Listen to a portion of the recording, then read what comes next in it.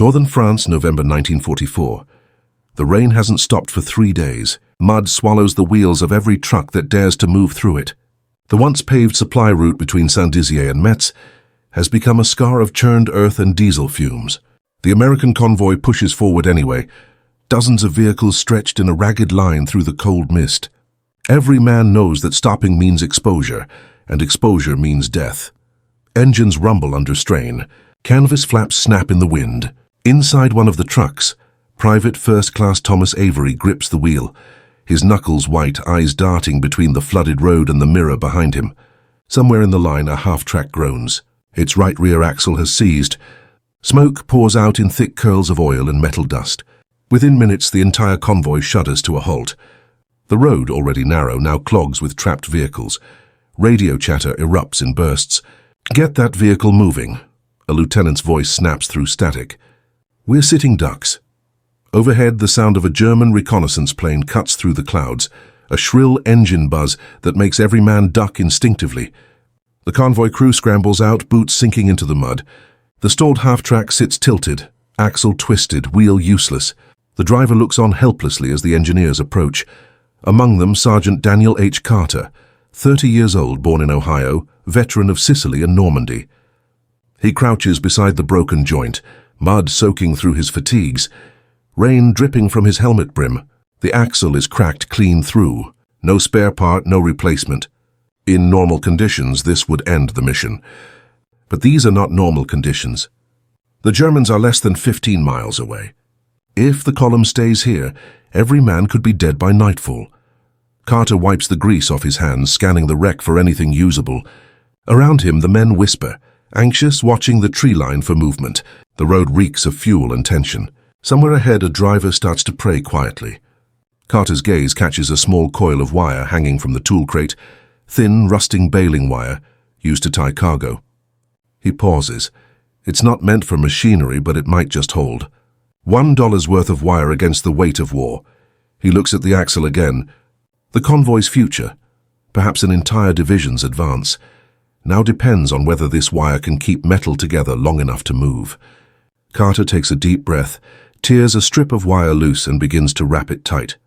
By late 1944, the war in Europe was a race of endurance, not just of armies, but of logistics. After breaking out from the hedgerows of Normandy in August, the US Army had surged across France with breathtaking speed. Patton's Third Army, especially, consumed fuel and ammunition faster than anyone had predicted. The Allied advance was outpacing its own supply lines. Every mile forward demanded hundreds of gallons of fuel, thousands of rounds, and endless replacement parts for trucks grinding themselves to pieces on wrecked French roads. Northern France was no longer the battlefield of tanks and infantry alone. It was a battle of supply. Convoys, not combat divisions, became the veins of victory. The Red Ball Express, the massive supply system built to keep Patton moving, ran day and night, its drivers navigating bombed bridges, collapsing roads and ambush-prone villages. The German army had fallen back but not disappeared. Scattered panzer groups, armed with the last drops of fuel and desperation, prowled the forests east of Reims, striking at the soft underbelly of the Allied machine, its supply routes, every broken truck. Every stalled engine meant more than inconvenience. It meant delay. And delay gave the enemy time to regroup. The roads themselves were the most dangerous front lines in Europe. Mechanics and engineers, usually invisible behind the roar of combat, became unsung combatants. Their battleground was steel and mud, fought not with rifles but with spanners, grease guns, and bare hands. The US Army's field maintenance doctrine had grown from lessons in North Africa, that no battle plan survived without improvisation. Spare parts were scarce, repair stations overloaded. Engineers were trained to fix anything, anywhere, often with nothing more than wire, rope, or welding rods. Their task was simple in definition, brutal in execution: keep the war moving. By November, the rain turned every road into a swamp. The Ardennes loomed ahead, cold, forested, and unforgiving. The Germans had fortified their heartland, and the Allies' greatest strength, mobility, depended entirely on convoys like Carter's. One breakdown could stall dozens of vehicles.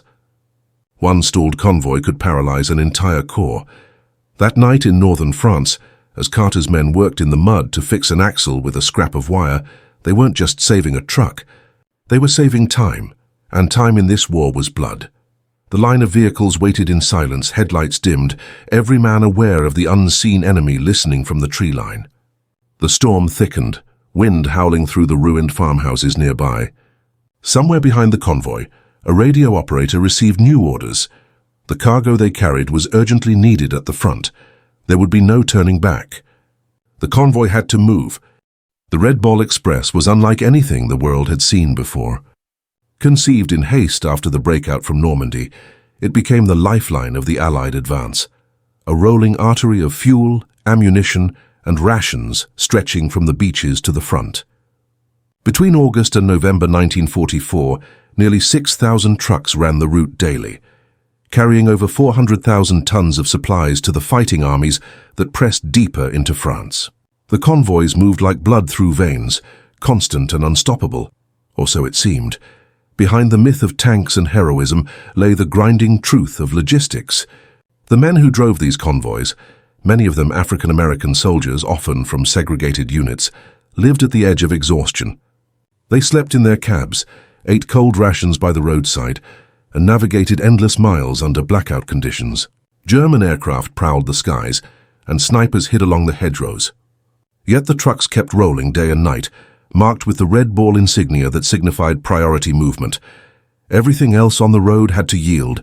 Fuel shortages became their greatest enemy. The M4 Shermans, M10 tank destroyers and half-tracks devoured gasoline faster than supply lines could replace it.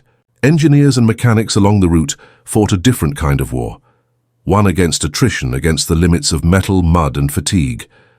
They built makeshift repair points from abandoned barns and fields, welding by lantern light, scavenging parts from wrecks. The roads themselves were battlefields.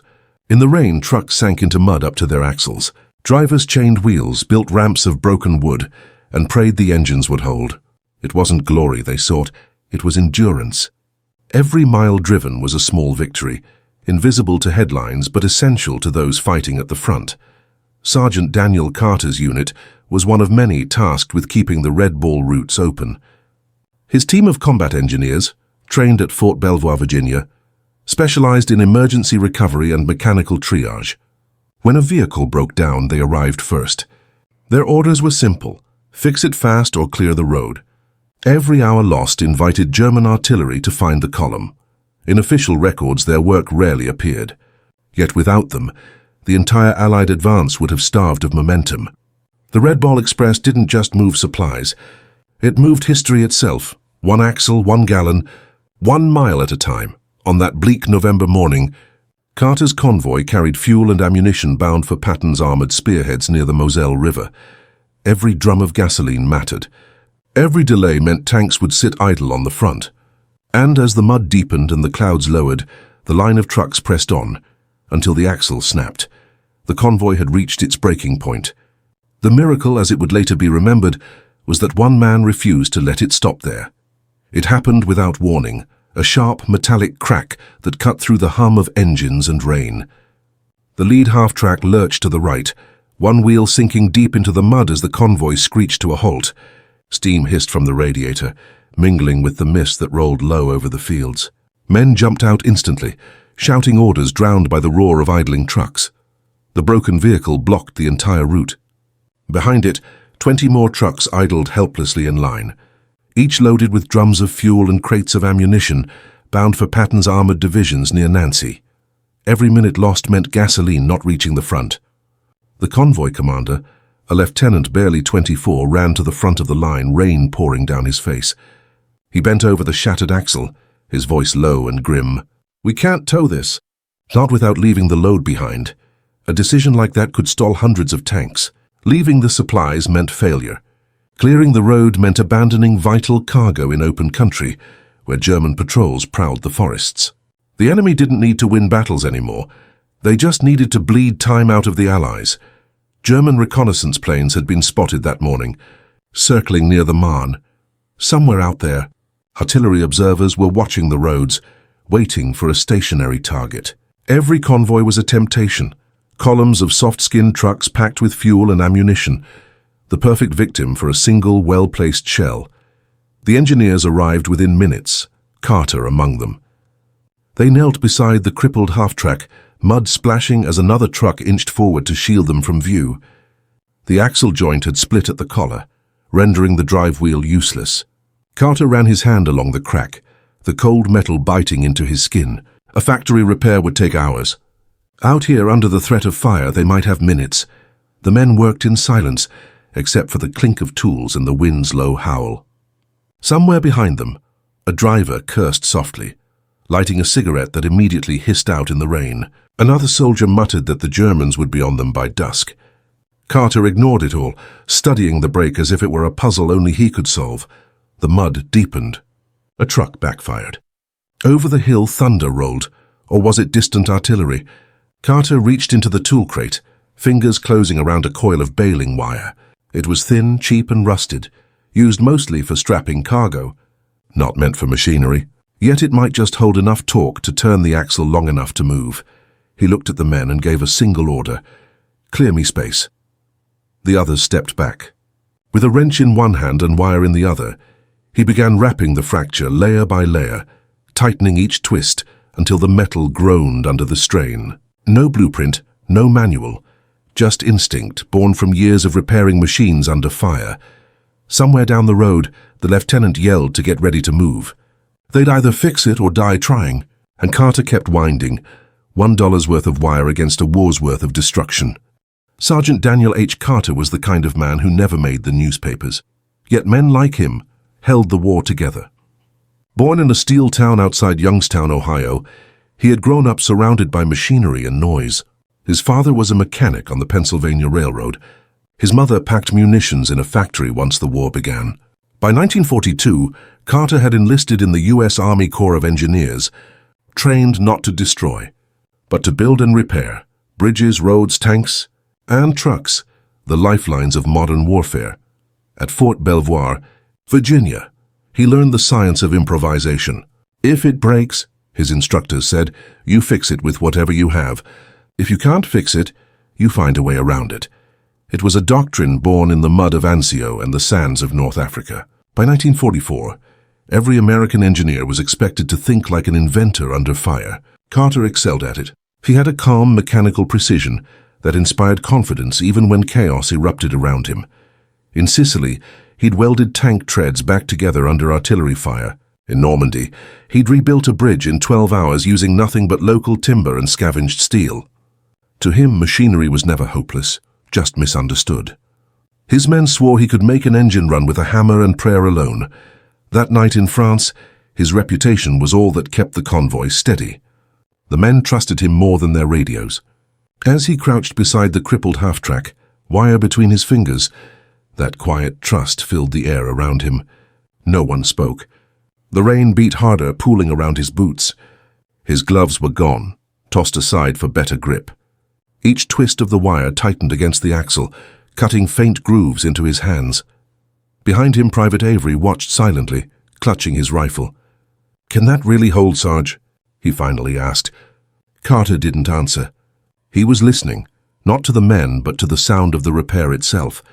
A mechanic learns through sound, the creak of metal, the subtle change in vibration. He tightened one last turn, then tapped the joint with the wrench's handle. The note was dull but steady. It might hold. It had to. He rose, wiping grease and rain from his face, and signaled for the driver to try the engine. The half-track roared to life, shuddering. For a tense second, the right wheel barely moved, then turned, slow and reluctant, but turning. The axle groaned under strain, the wire holding firm. The driver glanced back at Carter with disbelief. He just nodded once. "Keep it slow," he said. Somewhere deep inside, Carter knew it was temporary. The wire could snap at any time. But temporary was all they needed. A few more miles to reach the next service depot, or at least to get the convoy out of artillery range. His hands trembled from cold and fatigue, but his voice remained steady. "Mount up. We move." As the trucks rumbled back to life, their engines drowned out the distant thunder of German guns. The convoy rolled forward into the mist, not knowing that the fix meant to buy minutes would instead buy survival. Rain still fell in sheets, the kind that turned dirt into soup and made steel look like bone. Carter's men moved fast, checking the lashings, tightening the wire again before they dared roll. Each twist was deliberate, a mechanic's prayer wrapped in steel and hope. The baling wire had cost barely $1 at the depot in Rams, bought in bulk to strap fuel drums. Now it was the thin line separating life from disaster. The convoy's engines thundered back to life, headlights dimmed to narrow beams through the fog. Carter climbed into the half-track sidestep, gripping the rail as the driver eased forward. The entire column crept behind them, 30 trucks heavy with fuel, rations and shells. For the first 100 feet, the patched axle protested, grinding like a wounded animal. Then, miraculously, it settled into rhythm. The wire held. Behind the convoy, the road was littered with deep ruts, splashed with water, a trail easy for German spotters to follow. Carter knew that. He also knew that if they didn't move now, they'd be trapped before dawn. The Germans were watching. They always were. In the forests north of Lunéville, Wehrmacht artillery units waited for targets exactly like this. They called these ambushes convoy hunts. The Americans called them death miles. As the line inched forward, Carter kept one hand on the rail and one on his wrench, ready to jump off if the repair gave way. The mud splashed up against the trucks, coating headlights in darkness. The only light came from the dull glow of cigarettes hidden under helmets. In that dim grey, the wire gleamed faintly, a silver thread against the black rain. Half a mile later, the miracle grew. The axle still held. The column picked up speed, 5 miles per hour, then 10. Drivers relaxed slightly, shoulders easing under wet coats. One leaned out the window and shouted back, "She's holding, Sarge!" Carter didn't smile. He just looked forward, eyes narrowing. "Keep her steady," he said. "We're not clear yet." Miles away in a German forward observation post, a lieutenant watched through field glasses as faint headlights flickered in the distance. He frowned. Hours earlier, their scouts had reported an immobilized American convoy near the Saint-Dizier road. Artillery was already dialed in. Now the column was moving again, impossible unless reinforcements had arrived. He hesitated, recalibrating the coordinates. His radio operator waited. The order never came. The Germans would delay the fire, thinking the convoy had already cleared the kill zone. That hesitation, those few minutes, would change everything. Back on the road, Carter jumped down to check the axle once more. The wire was biting deep, strands pulled tight as piano strings. He placed his hand on the joint. It vibrated but didn't slip. He exhaled slowly, a breath he hadn't realized he'd been holding. To anyone else, it was a repair. To him, it was proof that ingenuity could still outfight precision. $1's worth of wire had done what factory steel could not. Somewhere in the darkness ahead, the sound of distant explosions rolled over the horizon. The front was waiting, and the convoy would make it there because one engineer refused to surrender to broken metal. The wire gleamed faintly once more before the mud swallowed it whole, lost in the rhythm of progress. The convoy rolled on. The rain began to fade as the convoy climbed the ridgeline east of Bar-le-Duc. Dawn was still hours away, and the mist that blanketed the valley seemed almost alive, shifting and curling between the trees like smoke from invisible fires. The trucks moved in a disciplined rhythm, engines throttled low, headlights shrouded in blackout slits. Every man aboard knew silence was survival. The repaired half-track led the column now, its engine growling softly, the $1 wire binding its crippled axle like a stitch in a wounded limb. Sergeant Carter stood behind the driver, eyes scanning the darkness, hand resting on the radio handset. Each bump in the road sent a shudder through the vehicle. Each turn of the wheel tested the limits of his improvised fix. But the axle held. Against reason it held. For hours they crawled through the shattered countryside, past burned farmhouses, twisted telephone poles, and the carcasses of German trucks abandoned during the retreat. The smell of diesel hung heavy in the damp air. In the distance, faint flashes of artillery flickered on the horizon, silent in the fog. The war was still there, always close, always hungry. Inside one of the trucks, Private Avery stared out the window, watching the mud fly by. "Can't believe that wire's still holding," he whispered. The driver nodded. "That wire's got more fight in it than half the army." They both laughed quietly, the kind of laugh that belonged to exhaustion, not joy. Then came the sound, distant, low, like thunder under the earth. Carter recognized it immediately, German artillery warming up. He pressed the radio to his ear. The voice on the other end was tense, urgent. Enemy movement reported near your route. Possible ambush along the Luneville Road. Get your column clear fast. Carter's jaw tightened. They were right where the Germans expected them to be. But they were moving now. Something the enemy scouts didn't know yet. If they'd still been stuck in that ditch, the entire convoy would have been obliterated before sunrise. He keyed the mic. Convoy Alpha moving steady, over. Wire fix holding. We're rolling out of the grid. The wire fix holding, it sounded absurd even to him, but it was the truth. That fragile patch had turned the convoy from a target into a ghost, moving out of range just minutes before the shells began to fall. Behind them, a thunderous crack split the morning air. Artillery erupted across the valley, earth and shrapnel churning where the convoy had been hours earlier. Carter turned to look. The horizon glowed red, flashes lighting up the clouds. He didn't speak. He didn't need to. The men understood. They had just driven out of death itself. When they reached the forest line, the lieutenant finally gave the order to halt. Engines went silent. Only the ticking of cooling metal and the distant rumble of guns remained. Carter stepped down into the mud, boots sinking deep. He walked to the rear wheel, crouched, and touched the wire one last time. It was still warm, still solid. That single roll of wire had saved an entire column, 30 trucks, 50 men, and fuel enough to keep Patton's tanks alive for another day. In war, victories didn't always come with medals or fanfare. Sometimes they came wrapped in rusted wire and silence. As the men began to brew coffee over small stoves, Carter leaned against the hood, watching the sun rise over the rain-soaked valley. The wire glistened faintly in the new light, a scar that had outlasted the night. At dawn, 30 miles to the east, the cold silence of the Lorraine woods broke beneath the shuffle of boots and the creak of gun carriages. Elements of the German 11th Panzer Division, veterans of the Eastern Front, waited along a muddy ridge overlooking the Saint-Dizier road. Their reconnaissance patrols had reported an immobilized American convoy late the previous afternoon, stuck in the rain, unguarded and ripe for destruction. For hours, they'd watched for signs of movement. None came. The Germans had prepared everything, artillery plotted, mortars camouflaged, infantry hidden beneath the trees. The plan was simple: wait for daylight, then strike. Destroy the convoy, seize its supplies and vanish before Allied fighters arrived. It was a textbook ambush, the kind their weary commanders prayed for. Quick, efficient and demoralizing. But the morning brought only fog. No sound of trucks. No engines, no lights, no targets. Lieutenant Kurt Weiss, the forward observer, peered through his binoculars again. Nothing but tire ruts in the mud. He frowned, unsure if it was a trick of light. He turned to his radio operator.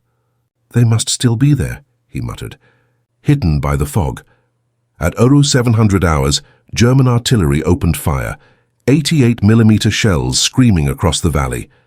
The explosions tore into empty fields and shredded hedgerows. The shelling continued for nearly 10 minutes, earth and smoke rising into the air. Then silence again. The lieutenant scanned the impact zone. Still no movement, no fire, no fuel trucks burning. Only churned earth and broken fences. Confusion rippled through the line. The Americans had vanished. It wasn't possible. They had been stuck there only hours before. Weiss ordered a small patrol forward. The men advanced cautiously, rifles raised, boots squelching in the soaked ground. They reached the road and stopped. What they found made no sense. The ruts were deep, fresh, leading away eastward. The convoy had moved, slowly but steadily, sometime during the night. When they returned, Weiss sent a frustrated report to divisional command. Enemy convoy no longer stationary, possibly reinforced or towed out by recovery units. Ambush failed. The reply came an hour later. Then find another. What the Germans never learned was that there had been no reinforcements, no tow vehicles, no recovery crew. Just a single field engineer and a roll of cheap wire that had turned their perfect ambush into wasted ammunition. In the German after-action reports filed later that week, the 11th Panzer's officers began to note a disturbing trend. American convoys that refused to break down, supply lines that repaired themselves almost faster than they could be attacked. One officer wrote bitterly, "They do not fight with courage, they fight with machines that will not die." It was an insight that unsettled even the most seasoned veterans.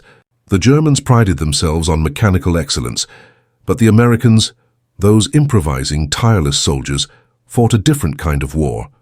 They turned failure into motion, disaster into rhythm. The convoy that morning was proof. What should have been a victory for German artillery had instead become an illusion, a phantom target that slipped away into the mist. And as the sun rose higher over the destroyed fields, the Germans packed up their guns and retreated deeper into the forest, leaving behind only smoke and the echo of their own miscalculation. The war was changing, and they could feel it. By midday, the skies above the Meuse Valley cleared just enough for Allied air cover to return. Low clouds split apart as the throaty roar of P-47 Thunderbolts swept overhead. Pilots scanned the earth below, still steaming from the German shelling that had missed its mark. Through breaks in the fog, they saw fresh tracks cutting eastward, a convoy still moving, still alive. Within minutes, they spotted the retreating German artillery teams that had fired on empty ground hours earlier. The counterattack began almost by instinct. Radio calls crackled across frequencies. From the 3rd Army's forward operations post came a short message. Red ball column confirmed intact. Enemy battery retreating north. Engage immediately. What followed was a textbook display of American coordination, the kind of fast, flexible warfare that had come to define Patton's drive through France. Artillery from nearby field units opened up, firing smoke shells to mark positions. The P-47s dived low, releasing 500-pound bombs and strafing runs along the forest edge. In less than 15 minutes, the German gun line that had prepared its ambush was reduced to splintered trees and burning vehicles. Those who survived fled on foot, pursued by advancing American infantry that had followed the sound of battle. Inside the convoy, Carter's men heard the distant rumble and knew what it meant. They'd been out of range when the Germans fired, but now the US guns were speaking back. The men climbed onto their trucks, watching dark plumes rise far off through the mist. For the first time in 2 days, someone laughed. A raw, nervous laugh that felt like release. Carter didn't smile. He simply leaned against the truck, wiping oil from his hands. "They missed us because we moved," he said quietly. "We moved because we fixed it. That's all it ever takes." He didn't say it like a boast, it's more like a reminder. When the convoy finally reached the refueling point outside Lunéville, the column commander reported their survival to headquarters. The message passed up through channels faster than expected, reaching the logistics command that evening. Word spread quietly across the Red Ball network. A single field fix had saved an entire column and led directly to the destruction of a German battery. No medals were issued.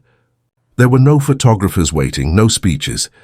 The men ate cold rations and drained tin cups of coffee, steam rising from their breath.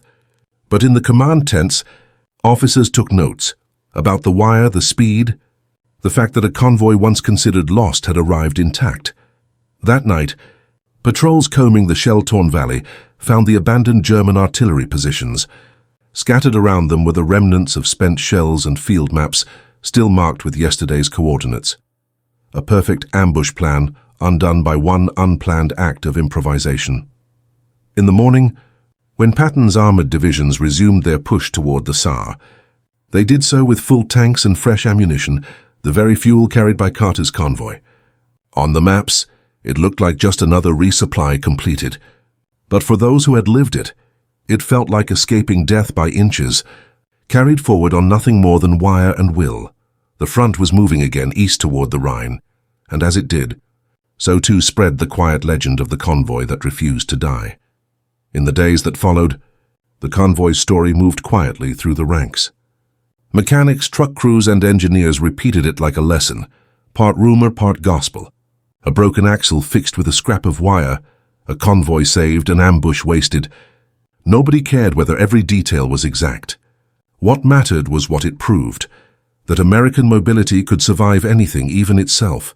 Behind the front, the U.S. Army Corps of Engineers documented the incident in an after-action maintenance report. It was one of dozens that flowed in daily, each describing field repairs made under impossible conditions. Tanks mended with shell casings, jeeps patched with plywood, engines rebuilt using captured German parts. These were not acts of luck, but of doctrine. Improvisation had become the backbone of American engineering. The lessons had begun years earlier in North Africa. There in the heat and dust, American engineers learned that perfection was the enemy of progress. Vehicles broke faster than parts could be shipped. A good enough repair done in minutes often meant survival, while a perfect repair done in hours could mean death.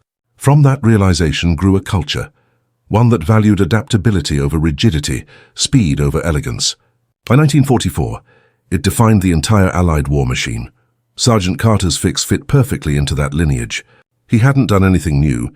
He'd simply embodied what the Army had come to believe, that every man in the field was not just a fighter, but a problem solver. The US war effort thrived because it empowered soldiers to act without waiting for orders. A corporal could rebuild a bridge. A sergeant could reroute a convoy. A single roll of wire could hold up a nation's advance. Patton himself had often said, "An army is a team. It lives, eats, sleeps, fights as a team. This individuality stuff is a bunch of nonsense." Yet even he knew that within that team, it was the initiative of the few that kept the many alive. Engineers like Carter never appeared in war headlines, but their fingerprints covered every advance across Europe. In the fuel lines that never ran dry, in the trucks that refused to die, in the bridges that appeared overnight across bombed rivers, field improvisation became institutionalized. Manuals were updated, emphasizing battlefield adaptation as an official practice. Commanders were told to trust the ingenuity of their engineers.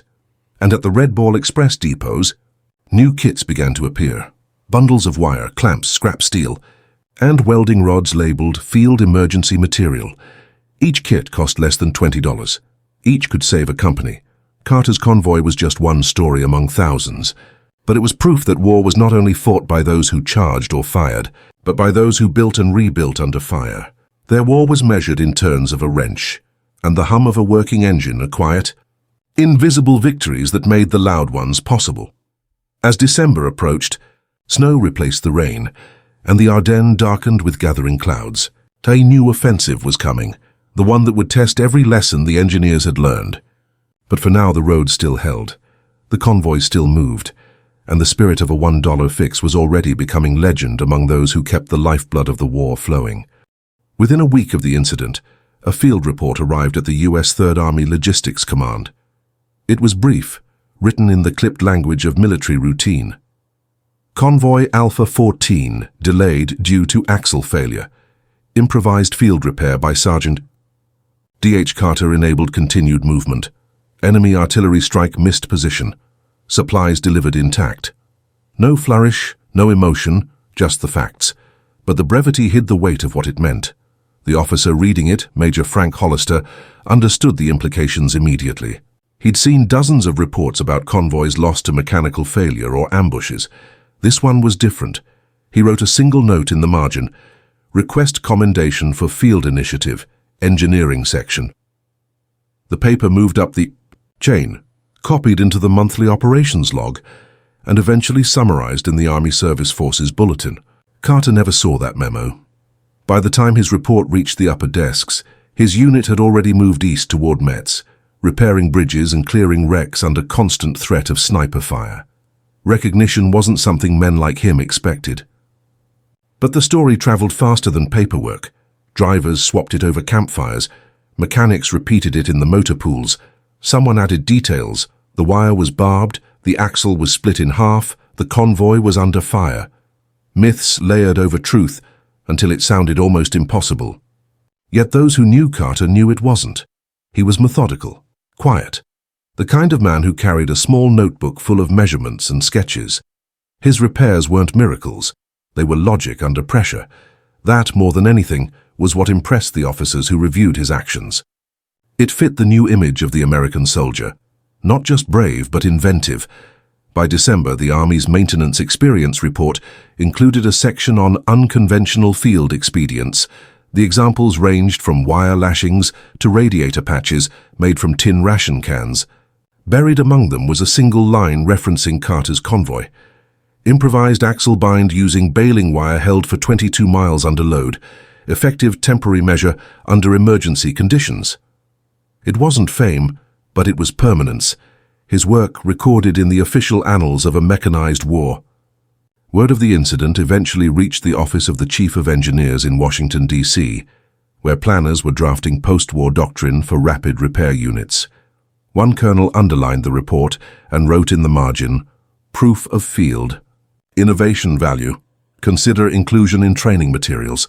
That training material would later become part of the Combat Engineer Field Manual, distributed during the Korean War. Carter's name wasn't attached, but his influence was embedded in the pages, in every instruction that told soldiers to adapt, to think, to use what they had. On the ground in France, none of that mattered yet. The men in Carter's convoy finished their mission, refueled and slept where they could, under trucks, inside cabs, wrapped in blankets soaked with mud. The war didn't pause for recognition, but somewhere between exhaustion and relief, they understood that what they'd done mattered.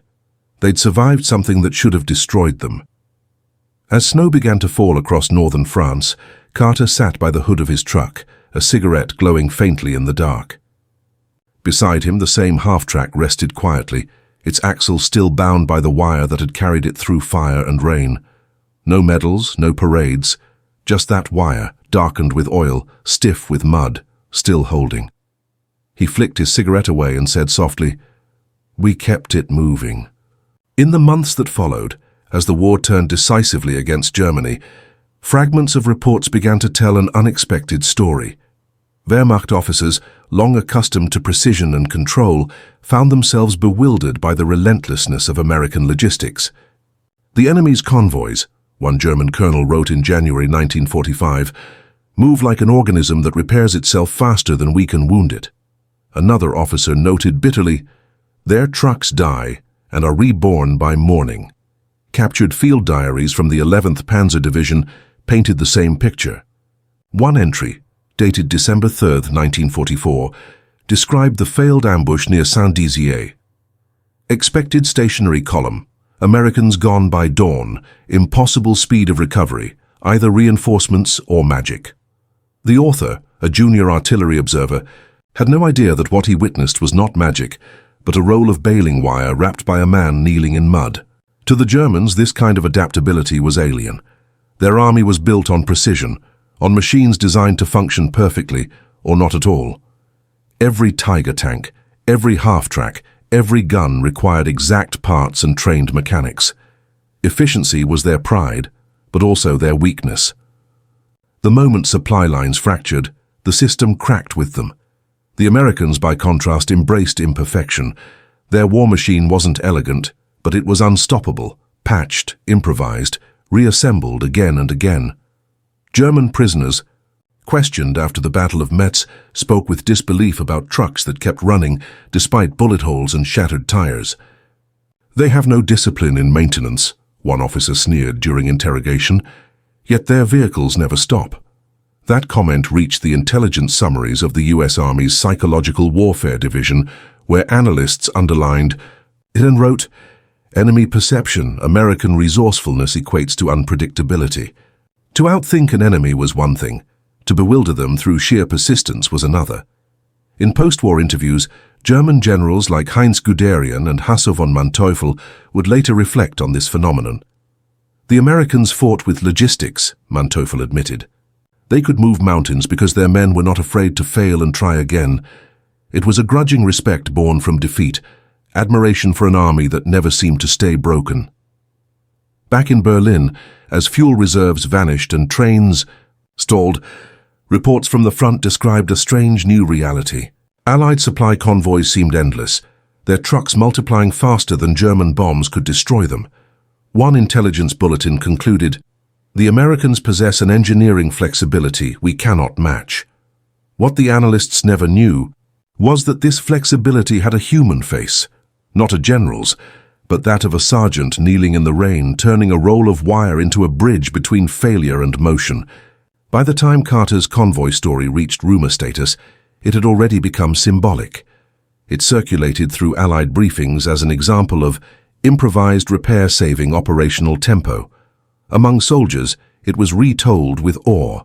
The tale of a $1 fix that fooled German artillery and kept Patton's spearhead alive. Some believed it. Others thought it was myth. But in war, myth and morale often served the same purpose. For the Germans, the myth became a warning that the enemy's machines were as relentless as his men. For the Americans, it was a quiet point of pride, proof that ingenuity, not just firepower, could win wars. And as winter deepened, both sides prepared for what neither knew would be the last great German offensive, the Battle of the Bulge.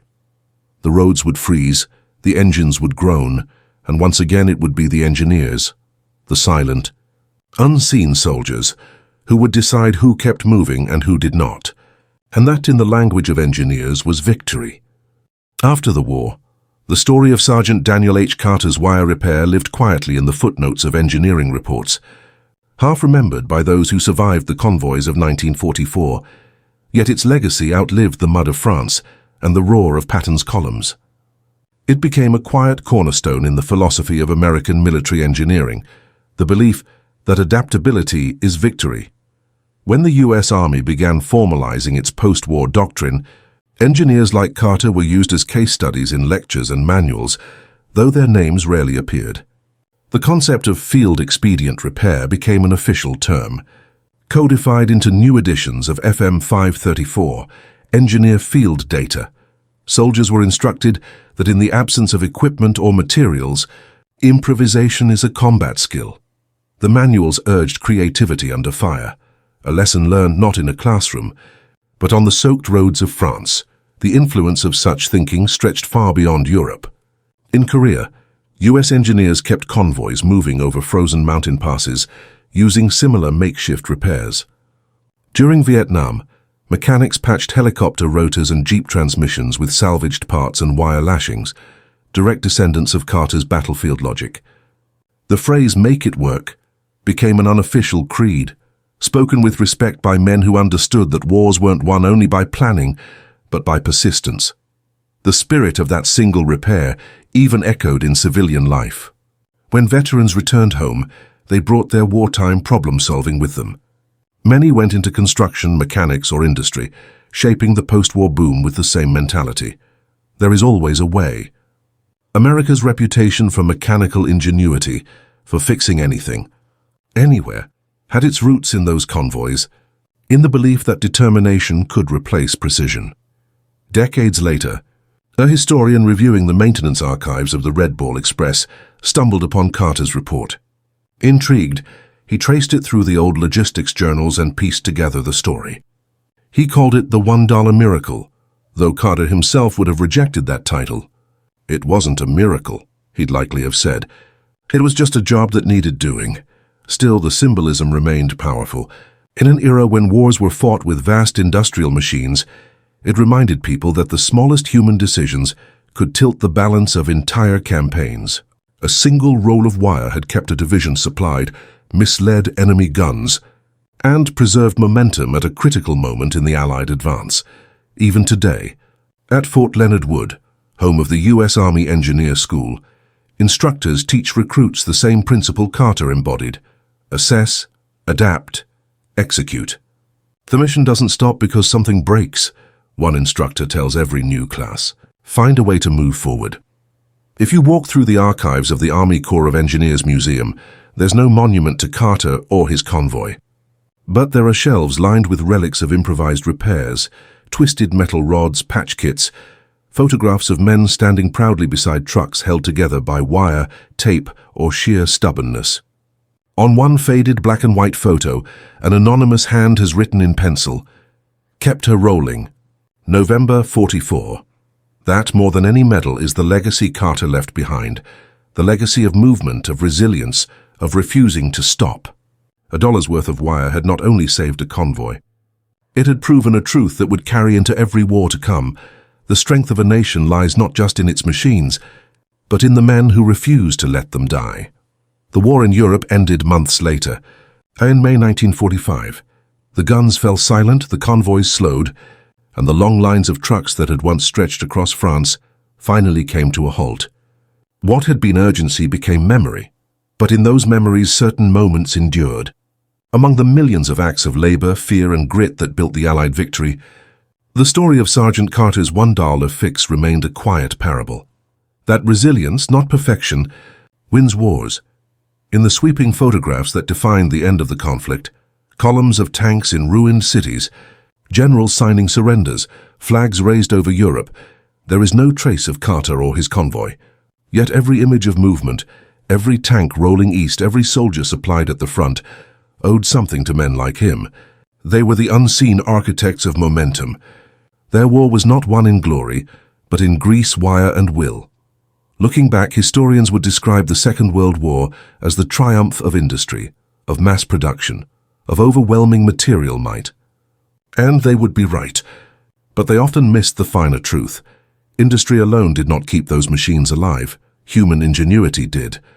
For all the precision factories could create, it took one man in a muddy ditch under rain and artillery fire to make that precision matter. On the night before the convoy reached Luneville, Carter had walked the line of trucks one last time. The rain had eased and the sky was pale with dawn. He ran his hand along the repaired axle, the wire dark with oil, and felt it hum faintly with the rhythm of the engine. To him it wasn't heroism. It was duty, a mechanic's promise to never let anything stay broken. That mindset, born in the mud of 1944, became part of a larger American story, a nation defined by its ability to fix, rebuild, and endure. The same spirit that drove its soldiers through France would later rebuild Europe itself, brick by brick, bridge by bridge, through the Marshall Plan and beyond. The war ended, but the lesson endured. Persistence is power. Somewhere in an old archive, Carter's report still lies among hundreds of others, typed in fading ink. It is short, unadorned, and utterly honest, a mirror of the man who wrote it. Here in a single line he explained what history would later dress in grander words. Field repair successful. Convoy operational. That sentence carried more than logistics. It carried a philosophy that in the darkest conditions, progress is made not by those who wait for the right tools, but by those who work with what they have. And so the story of a $1 wire, stretched across a broken axle in the mud of France, became something greater than an anecdote. It became a symbol of how ordinary men, facing extraordinary odds, found a way to keep the wheels of history turning. One turn of wire, one spark of courage, 1 mile at a time.